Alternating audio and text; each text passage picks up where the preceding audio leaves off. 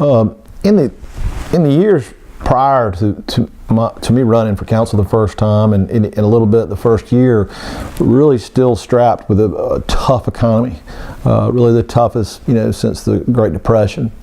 And we certainly felt it here because it was tourism dollars were big, with a lot of retirees moving here that had maybe planned to, kind of the spigot got cut off, and just general business conditions and property values and bankruptcies. It wasn't the best situation. It was awful, frankly, for a lot of people.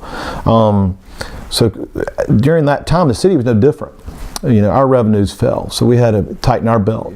And the same would go for the dollars that we normally use to invest. Primarily resurfacing streets, and also curbs, sidewalk, that kind of thing. So it wasn't so much new construction as it was addressing the stuff that had really starting to show wear and tear, and were past due, overdue to get worked on. So those projects are underway. We're still working on those, and they'll go on for another couple years. But we also were able to take advantage of low interest rates on in the bond market and so forth. That we have a great bond rating at the city, AAA bond rating. So we were able to borrow money cheaply and take advantage of the fact that, especially the first couple years, that a lot of the construction folks needed work as well, get a little bit better pricing. So that will eventually, those projects will fade out, and we'll address the new ones that'll surely come. I think the key thing that this council has done is we've specified exactly the projects we're going to do. We've never, same goes with the other piece of the infrastructure puzzle that we took to the public last fall. It was in the transportation bond referendum, which did things such as resurface streets, widen streets. You got to remember, some of these areas are annexed. Places like Greenville Loop Road, that road carries way too many people for the type of street it is. It should be upgraded, and it is getting upgraded. That was one of the projects.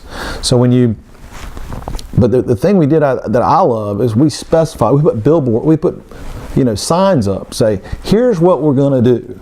Not, hey, give us a 2-cent tax increase and then we'll do what we want with it. So the public could truly evaluate whether they thought that money was being used in a manner that they thought was appropriate.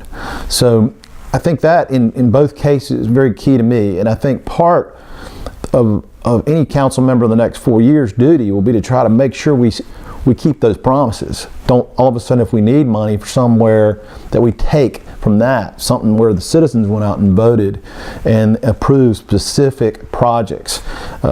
Don't treat it as a slush fund. But the transportation bond, how it was different from the resurfacing and kind of fixing up what we have, was to do. You see places on some of our busiest streets where there's sidewalk and then a quarter mile of a cow trail and then a sidewalk. Well, today, you ought to have, this city's ought to have on places like Market Street, Oleander, that ought to connect. So it's projects like that. It's projects like in the areas that have